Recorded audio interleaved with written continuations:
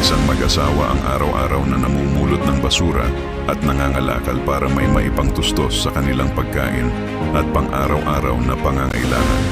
Kahit mahirap ang kanilang buhay, palagi silang nagtutulungan at tapat sa isa't isa. Tanggap nila ang kanilang pamumuhay. Sa kanilang sipag at tiyaga, nakapag-ipon sila at nakapagpatayo ng maliit na junk shop. Isang araw, sa kalagitnaan ng kanilang pamamasura, nakapulot sila ng isang bag na punong-puno ng pera. Naguluhan sila kung ano ang gagawin. Gamitin ba ito para sa kanilang pangarap o isauli sa tunay na may-ari? Sa huli, nanaig ang kanilang katapatan. Hinantay nilang may maghanap at ibinalik ang pera, kahit gaano kalaki ang tukso.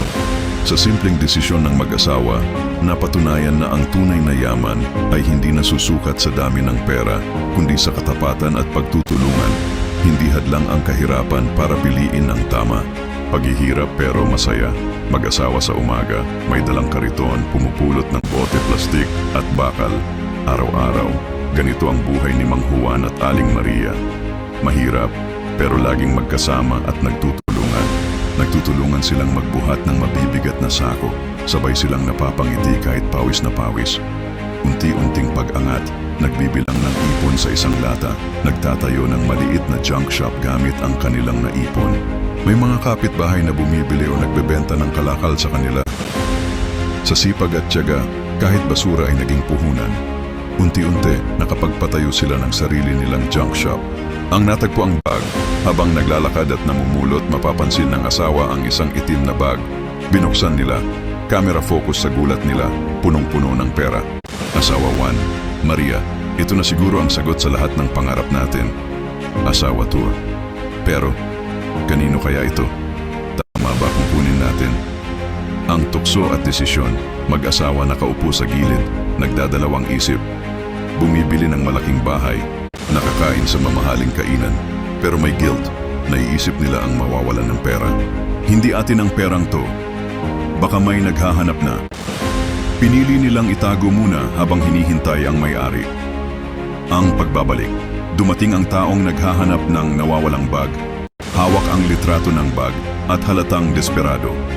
Mag-asawa nagkatinginan. Dinala ang bag at ibinalik. May luha ng pasasalamat ang may-ari. Sa gitna ng kahirapan, pinili nilang maging tapat. Ang tunay na yaman nasa puso, hindi sa bulsa. Shot ng mag-asawa hawak kamay, nakaupo sa harap ng kanilang maliit na junk shop. Masaya at kontento. Hindi hadlang ang kahirapan para piliin ang tama. Pera sa basura, Aaron Shacon katapatan, Cameron's inspirasyon. Mag-asawa na mamulot ng basura. Araw-araw ganito ang buhay ni Mang Juan at Aling Maria. Mahirap, pero laging magkasama at nagtutulungan. Pag-iipon at junk shop. Sa sipag at tiyaga, kahit basura ay naging puhunan. Unti-unti, nakapagpatayo sila ng maliit nilang junk shop. Natagpo ang bag.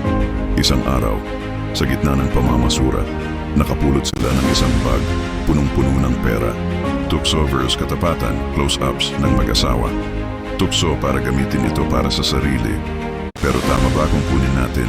Kanino kaya ito? Sa huli, nanaig ang katapatan. Pagbabalik ng pera, hinintay nila ang may-ari at ibinalik ang pera. Ang tunay na yaman, nasa puso, hindi sa bulsa. Mag-asawa masaya sa junk shop. Hindi hadlang ang kahirapan para piliin ang tama. Pera sa basura, iyan katapatan, iyan sa inspirasyon. Mag-asawa namumulot ng basura, mag-asawa nagbubuhat ng sako sa kalye. May dalang kariton, pawis at ngiti sa mukha. Araw-araw, ganito ang buhay ni Mang Juan at Aling Maria. Mahirap, pero laging magkasama at nagtutulungan. Slow motion sa paghahawak ng sako. Soft warm lighting. Pag-iipon at junk shop. Counting coins sa lata. Pagtatayo ng maliit na junk shop. Customer bumibili ng recycled items. Sa sipag at tiyaga kahit basura ay naging puhunan. Unti-unti nakapagpatayo sila ng maliit nilang junk shop. Discovery ng bag. Close-up sa bag na natagpuan sa basurahan. Mag-asawa bukas ang bibig sa gulat. Isang araw, sa gitna ng pamamasura, nakapulot sila ng isang bag. Punong-puno ng pera. Tukso versus katapatan. Mag-asawa nakaupo sa gilid ng kalsada. Nagdadalawang isip. Malaking bahay. Mamahaling pagkain. Luho. Tukso para gamitin ito para sa sarili. Pero tama ba kung kunin natin? Kanino kaya ito? Sa huli na naig ang katapatan. Pagbabalik ng pera, dumating ang may-ari, halatang relieved at masaya. Mag-asawa ibinabalik ang bag, hinintay nila ang may-ari at ibinalik ang pera. Ang tunay na yaman, nasa puso, hindi sa bulsa. Warm lighting, close-up sa handshake o pagtanggap ng may-ari. Mag-asawa hawak kamay sa harap ng junk shop, nakangiti, masaya at kontento. Hindi hadlang ang kahirapan para piliin ang tama. Hashtags, pera sa basura, katapatan, crack o inspirasyon. Mag-asawa nagbubuhat ng sako sa kalye, may dalang kariton, pawis at ngiti sa muka. Araw-araw ganito ang buhay ni Mang Juan at Aling Maria. Mahirap, pero laging magkasama at nagtutulungan. Pag-iipon at junk shop montage, nagbibilang ng coins sa lata. Pagtatayo ng maliit na junk shop, customer bumibili ng recycled items. Sa sipag at tiyaga, kahit basura ay naging puhunan. Unti-unti, nakapagpatayo sila ng maliit nilang junk shop. Natagpo ang bag, close up sa itim na bag na natagpuan sa basurahan. Mag-asawa bukas ang bibig sa gulat. Isang araw, sa gitna ng pamamasura, nakapulot sila ng isang bag, punong-puno ng pera. Mag-asawa nakaupo sa gilid, nagdadalawang isip, malaking bahay, mamahaling pagkain, luho. Tukso para gamitin ito para sa sarili. Pero tama ba kung kunin natin? Kanino kaya ito?